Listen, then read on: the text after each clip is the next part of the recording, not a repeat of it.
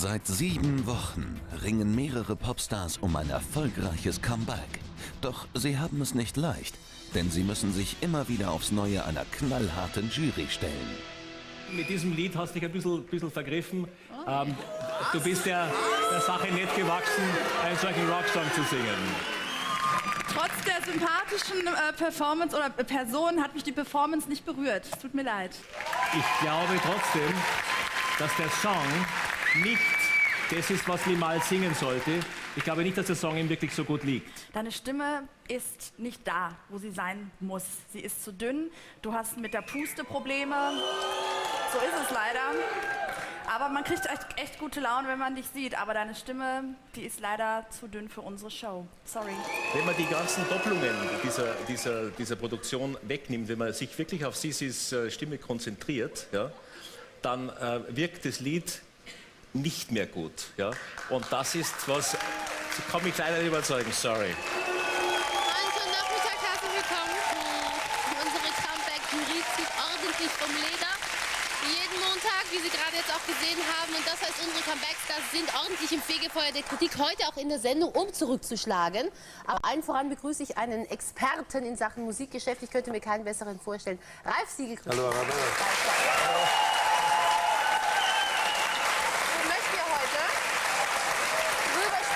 Wie man sich denn fühlt als Star, wenn man so eine Kritik hört und so runtergeputzt wird. Und ich möchte dich auch mal fragen, kann man denn Stars eigentlich so kritisieren, wie das die Comeback-Jury macht? Ja, also man kann natürlich, man muss auch. Sitzt man in so einer Jury, ich habe sie auch schon ein paar Mal hinter mir, dann ist das gar nicht so einfach. Und dann gerade soll man ja auch ein bisschen kritisch sein. Und das fällt dem einen, ich glaube dem Harald Faltermeier, besonders schwer, kritisch zu sein.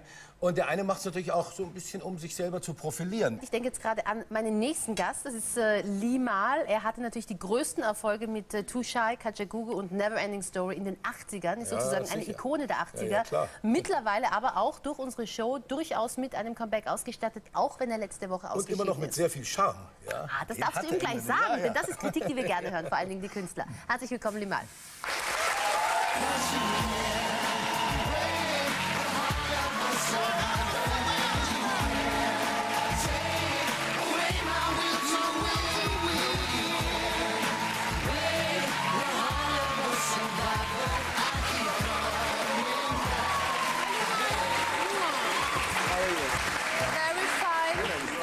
That's Ralf, Limahl. Freut mich hier zu sein. Nice to have you here in this show. Freut mich, dass du hier bist.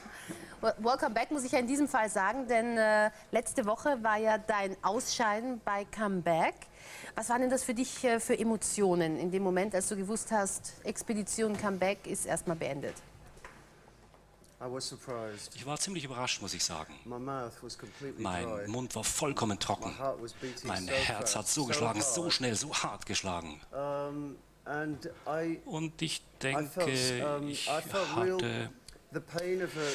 es war schmerzlich, dass die Produktion sich so für mich eingesetzt hat. Wir waren eine Familie, wir haben sehr intensiv gearbeitet, unter enormen Druck gearbeitet. Der enorme Druck ist sicherlich auch darauf zurückzuführen, dass du dich als Star, als Künstler der Jury stellen musstest und teilweise da auch massive Kritik abbekommen hast. Wir haben einiges zusammengeschnitten und können gleich noch mal über diese Vorwürfe auch der Jury sprechen. Schauen wir uns das mal an.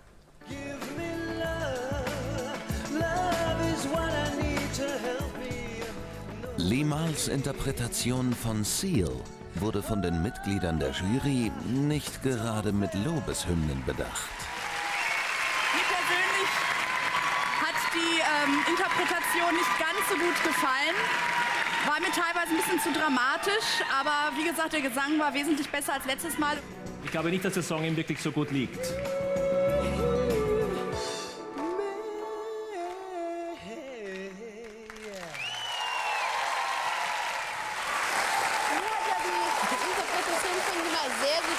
Die Jury war da nicht mehr zurückhaltender, sondern kritischer.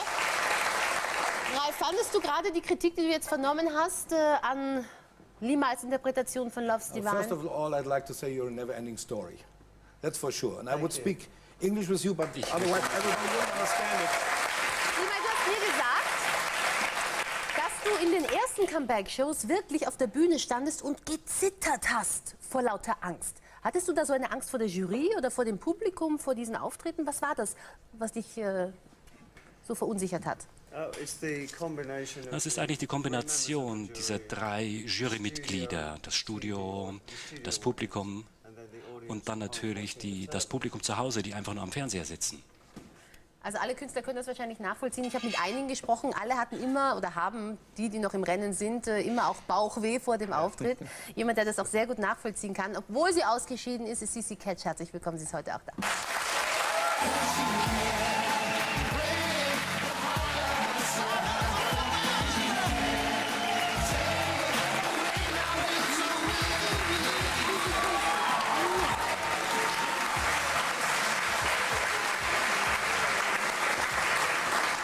Wir haben gerade schon über die Bauchschmerzen gesprochen, Cici, mit denen die Künstler auf der Bühne stehen. Das muss ja bei dir wahrscheinlich noch ein bisschen härter gewesen sein, weil du zweimal in diese K.O.-Entscheidung gegangen bist. Richtig, ja. Mit welchem Gefühl steht man denn dann in diesem Moment auf der Bühne, wo man weiß, ja, momentan stehen die Chancen wahrscheinlich 50:50, dass für mich alles vorbei ist? Es ist schon ein furchtbares Gefühl, also ein schreckliches Gefühl irgendwie, weil auch wegen dieser ganzen Bewertung halt, was auch sehr, sehr schwer ist als Künstler, wenn man natürlich eine Darbietung hat, man stellt sich hin und wird bewertet und dann in diesem Moment dann in eine K.O.-Entscheidung geht, also dann irgendwie, das Herz wird irgendwie... Zieht einen runter. Ja, ganz schön. Ja, das ist richtig. Lass uns vielleicht auch mal bei dir reinsehen in die Kritiken. Ich kann mich erinnern, du warst nicht unbedingt das Lieblingskind unserer Jury. Nein. Da haben eigentlich alle immer gerne auf dir herumgehackt und Ja. auch auf deine Stimme.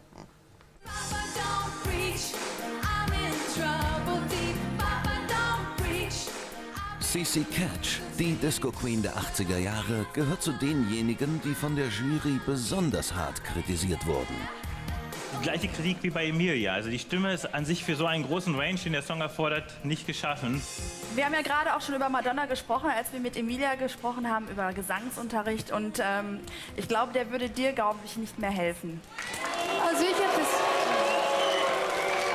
ich habe bisher viele Platten verkauft und die werde ich auch weiterhin verkaufen, auch ohne deine Meinung. Gerade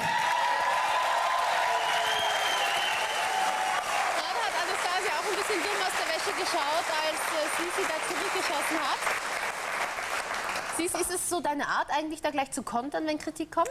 Eigentlich nicht. Ich bin eigentlich eher ruhig und normalerweise gelassen, aber in dem Moment war ich einfach so sauer und das kam einfach so raus und ich so, wow, ich habe mich irgendwie selber schon gewundert.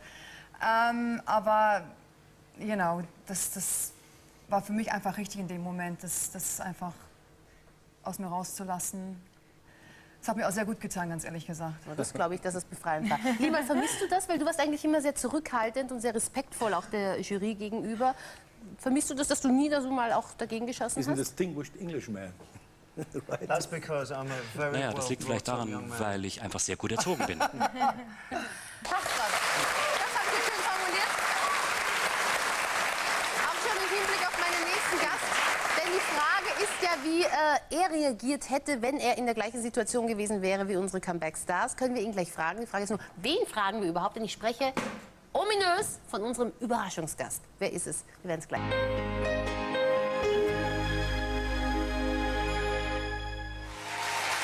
wunderschönen Nachmittag, herzlich willkommen bei Comeback, hätte ich schon fast gesagt. Nein, aber die Comeback-Stars sind im Fegefeuer der Kritik jeden Montag bei uns in der Show und heute sind sie hier, um sich zu rechtfertigen und auch zurückzuschlagen, denn man muss sich ja nicht alles gefallen lassen, was die Kritik und Jury einem da um die Ohren wirft. Ich habe vorher schon einen Überraschungsgast angekündigt, der sich auch zu Wort melden möchte. Wir werden ihn gleich mit der Frage konfrontieren, ob er sich schon einmal einer Jury oder der Kritik gestellt hat. Hier ist als Überraschungsgast Gil. Herzlich willkommen.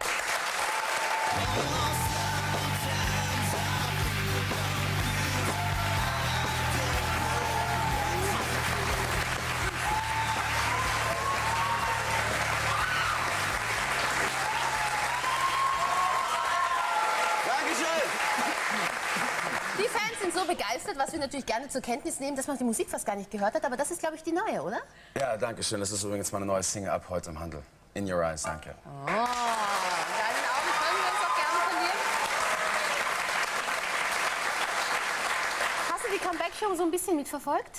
Ich habe 2 Sendungen gesehen, ja. Die erste und die zweite. Okay. Was hast du gedacht, als du gemerkt hast, wie die Stars da auch kritisiert werden? Ist dir sowas mal widerfahren? Gab es eine ähnliche Situation für dich? Wie fühlt man sich als Künstler, wenn man so runtergeputzt wird? Nun ja, das ist part of the job, das gehört dazu. Du musst halt irgendwie mit Kritik umgehen können. Und es ist eine Sendung und wenn du da hingehst, musst du auch wissen, da gibt es eine Jury und du wirst auch kritisiert. Und dann nimmst du dir zu Herzen, denk drüber nach und das war's. Aber wenn ich immer Kritik gekriegt habe, habe ich mir das angehört, drüber nachgedacht, stimmt es nicht? Und mache meinen Kopf und versuche mir was zu ändern, was nicht irgendwie richtig war. Okay. Aber wenn ich immer darauf gehört hätte, dann hätte ich nicht ein neues Single am Start. Okay. Das heißt, man muss seinen eigenen Weg auch gehen. Dann möchte ich gleich Lee mal fragen, natürlich wusstet ihr im Vorfeld, dass es bei Comeback eine Jury geben wird mit Kritik. Aber war das dann in der Situation, also in der Show, so wie man sich das im Vorfeld vorgestellt hat? Ja, eigentlich schon. Dass ein weltweites Publikum diese Show sieht sich ja sehr viel. Wir lieben dieses Drama. Wir können sie zustimmen zu dem, was die Jury sagt. Der Druck, diese 2 Minuten, alles richtig zu machen in diesen 2 Minuten, wird man unter dem Druck zusammenbrechen. Ich wusste, dass das Ganze so sein wird. Und ich habe mich der Herausforderung gestellt.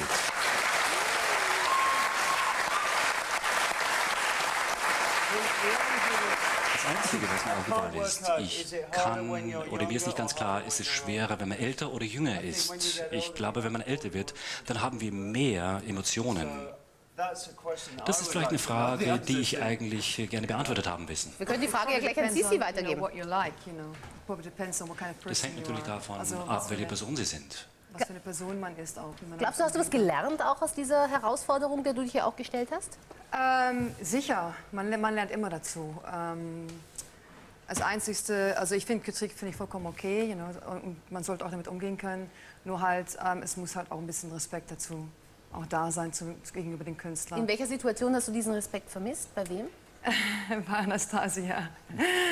Was halt bei ihr dann rüberkam, das fand ich also ein bisschen respektlos. Und, wobei man muss sagen, ihr habt euch ja teilweise auch wirklich massiv zur Wehr gesetzt. Wir haben vorhin schon mitbekommen, richtig, wie du gekontert hast. Es gab ja andere Künstler, ich denke da an Coolio zum Beispiel, die sich wirklich überhaupt nichts gefallen haben lassen, sondern ab von der Bühne sind ins Publikum zur Jury und die fast hier so am Kragen gepackt haben. Aber ich erzähle nicht zu viel, am besten wir sehen uns noch mal diese legendären mittlerweile Szenen an. Gilda, können wir alle noch was lernen. Ja, ich denke für mich, das Wichtigste ist, dass die Jury natürlich auch Respekt hat für die Künstler. Und das fand ich natürlich letzte Woche bei Anastasia überhaupt nicht okay. Ich fand das sehr respektlos. Viel zu mainstreamig, viel zu wenig Rock'n'Roll und die Oberlippe, die kann der Billy besser. Aber darf ich was sagen? Die Soundtechnik ist auch nicht ganz in Ordnung hier. Minuspunkt, die Frisur ist definitely 70s und nicht 80er. I don't care. It's not a fashion show. Ich finde, vom Style her hätte er sich noch was Besseres aussuchen können.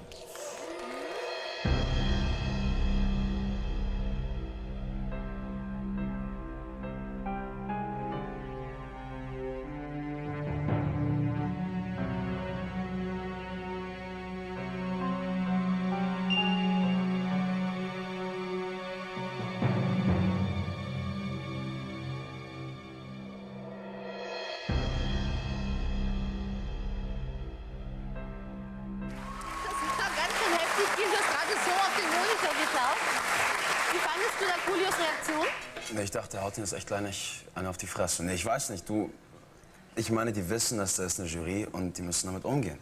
Und ich würde mich da nicht allzu sehr aufregen. Und hey, ihr wusstet davon, ich würde mich da nicht zu sehr aufregen. Aber wie fandest du gerade die Aktion von Coolio? Ja, vielleicht auch ein bisschen übertrieben. Ich meine, der hat sehr viel Emotion, das in seiner Persönlichkeit behaftet, aber er hat ihn nicht geschlagen, sondern er hat wahrscheinlich irgendwie so eine Reaktion gehabt. Eine Jury hat es nicht so leicht. Also die tun sich da wirklich nicht einfach. Der hätte ihn ja, ich weiß nicht, was machen können. Du bist ja in der zweiten K.O.-Entscheidung, also auch gestanden oder zweimal in der K.O.-Entscheidung gestanden. Ausgeschieden bist du ja wegen einer Erkältung, jetzt aus einem anderen Grund, Sissi. Mit welchem Gefühl bist du denn überhaupt nach der ersten K.O.-Entscheidung in die nächste Sendung gegangen, wo du gewusst hast, oh je, es war eigentlich alles auf Spitz und Knopf und ich habe jetzt vielleicht wirklich die schlechtesten Chancen oder schlechtesten Karten? Man kann einfach nur hingehen und das Beste geben, you know? Und ich weiß halt, dass ich meine Fans habe und man gibt sein Bestes, geht einfach da raus und vergisst einfach alles und hat einfach Spaß irgendwie an der Show und an den Auftritten. Das ist einfach das Beste.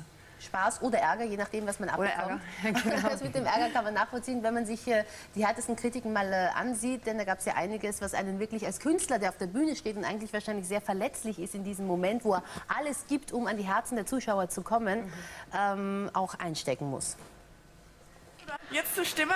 Du triffst die Töne, du hast eine tolle Stimme, aber die Brüllpassagen, dazu hast du nicht genug Pfeffer im Arsch. Das Lied ist vielleicht eine Nummer zu groß, es ist einfach zu groß, ja. Und Emilia kann brillieren mit einem Lied wie A Big Girl, das ist gut. Hier bräuchte sie mehr Stimme. Ja, man merkt, du bist bei den Balladen so richtig zu Hause, ne? Also falls ich jemals heiraten sollte, kann ich dich engagieren. Ich glaube auch die Wahl des Liedes, ich weiß nicht, das ist für mich nicht so greifbar. Du hättest da ein Lied nehmen sollen, wo du mehr brillieren kannst, wo du dich mehr durchsetzen kannst. Ja? Ich denke auch, dass es eigentlich in jedem Gospelchor einen ähnlich guten oder besseren Sänger gibt. Das mit dem Gospelchor, das bezog sich gerade auf die Weather Girls. Ralf, kann man sowas, zwei so gestandenen Ladies, die also wirklich stimmgewaltig sind, kann man sowas Es gibt sicher noch sagen? bessere Sängerinnen in Gospelchors, aber Menschen, die so seit 20 Jahren den Menschen Freude auf der Bühne machen, das ist auch ein Beruf, den muss man auch akzeptieren. Ich glaube, dass es natürlich wichtig ist, welchen Song man sich aussucht. Nicht? Bei CC Catch, wenn ich das sagen darf, den einen Song, den sie einmal gesungen hat, den fand ich auch nicht so besonders gut. Und ich glaube, sie wäre gut bedacht, erstens ihrem Aussehen anzusehen, dass sie eben auch sagen wir mal, ein bisschen Country-Pop-Musik machen könnte. Das liegt ihrer Stimme perfekt. Ja. Was wäre denn etwas gewesen, was euch weitergeholfen hätte, Limal? Was wäre denn positive Kritik gewesen, wo du gesagt hättest, okay, ich verstehe genau, warum die Jury da ist, denn das bringt mir was?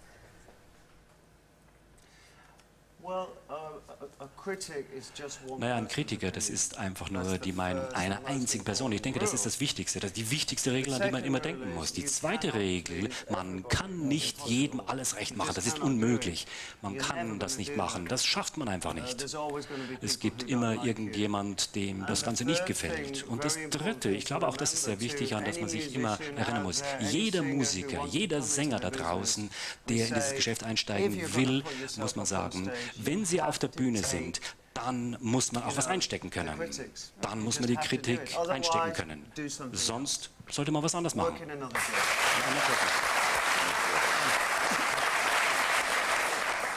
Ich würde ganz gerne was dazu sagen. Ich möchte aber noch etwas aufgreifen, was Limal gerade gesagt hat, nämlich, dass das Essentielle eigentlich bei einer Kritik ist, man darf nie vergessen, sie ist subjektiv. Ja, sie kommt von einer Person und spiegelt quasi dann die Meinung dieser einen Person auch wider.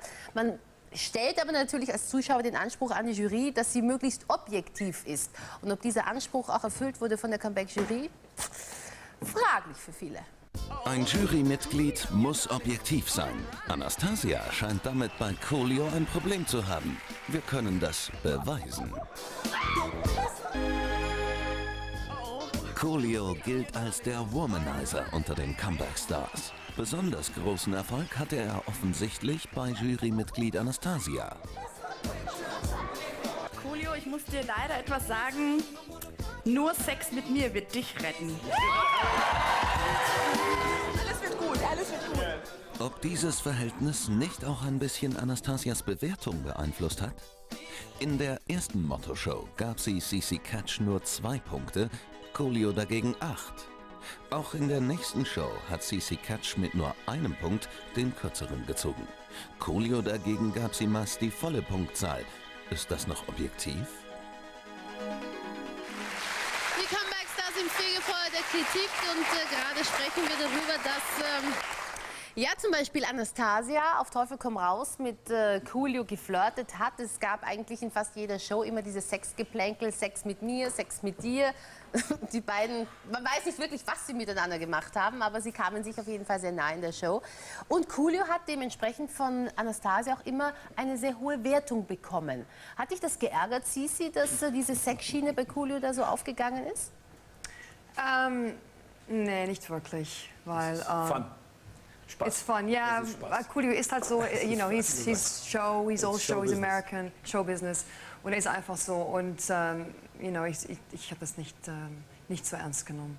Ich meine, dass die Jury vielleicht irgendwelche Favoriten hat, das kann natürlich schon sein. Ne? Ich meine, man hat auch bestimmte Künstler, die man lieber hört als andere Künstler. Das ist ganz, ganz logisch. Aber das muss man doch treffen, wenn man dann eben zu denen gehört, die nicht so gut ankommen, weil sie einen nicht so mögen. Ja, unangenehm ist es, das ist ganz klar.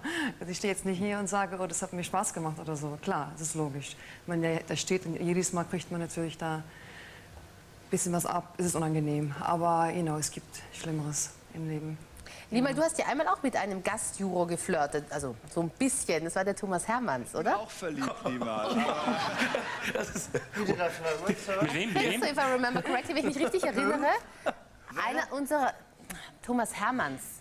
You think I flirted with him? Hab ich mich geirrt? I'm sorry.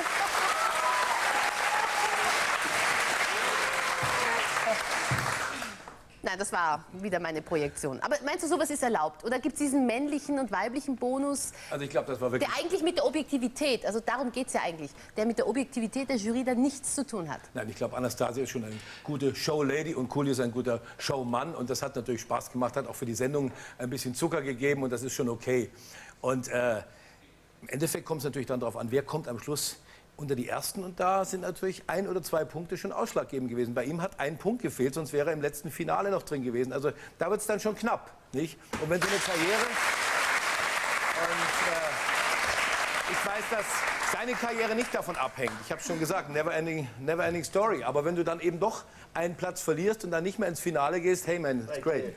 Und dann spielen so ein paar Pünktchen dann, die vielleicht aus Nettigkeit, freundlicherweise, nicht böse, sondern einfach netterweise vergeben werden. Die spielen dann doch im Finale schon eine Rolle. Absolut. Apropos Nettigkeit, wie war denn die Stimmung der Künstler hinter den Kulissen? Nach der Show, nach diesen Punktevergaben, nach den K.O.-Entscheidungen, wenn jemand rausgeflogen ist? Gab es da auch ein bisschen Neid, Missgunst und nach dem Motto, ich weiß gar nicht, warum du da 6 Punkte bekommen hast, ich habe nur 3, ich habe viel besser gesungen. Haben sich da solche Szenen abgespielt, Limal? Sissi? Also ich denke, Coolio hat die Rolle wirklich sehr gut gespielt. Er hat die richtige Show gemacht. Das Ganze war zu seinem Vorteil, kann man sagen. Im Englischen sagen wir einfach Hut ab vor ihm. Er hat es gut gemacht. Dann hätte ich noch eine Frage zur heutigen Show. 20:15 Uhr gibt es ja wieder Comeback. Gebt ihr einen Tipp ab, wer heute Abend eventuell ausscheiden könnte? Sissi? Oh. Wir haben Benjamin Boyce am Start, Coolio, Chris Norman. Vielleicht Coolio, aber man weiß es einfach nicht. Ich denke auch, das liegt irgendwie auch in der Tagesperformance, welchen Song man, wie auch Limal gesagt hat, auswählt, ob der Song bei einem passt. Aber es kommt meistens immer anders, wie man sich das denkt. Zum Glück ist es so, da bleibt es ja wenigstens spannend. Limal, was würdest du vermuten? Ich glaube Coolio auch. Ich glaube Coolio auch. Hast du mittlerweile so gut Deutsch gelernt?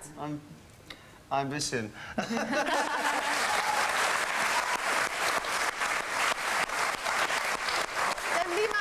Abschließend sagen, wir hätten dich nicht nur gerne länger in der Show behalten, damit deine Deutschkenntnisse noch besser werden, sondern ganz einfach, weil wir dich alle sehr schätzen als Künstler. Vielen Dank. Vielen Dank, meine Lieben. Toi, toi, toi.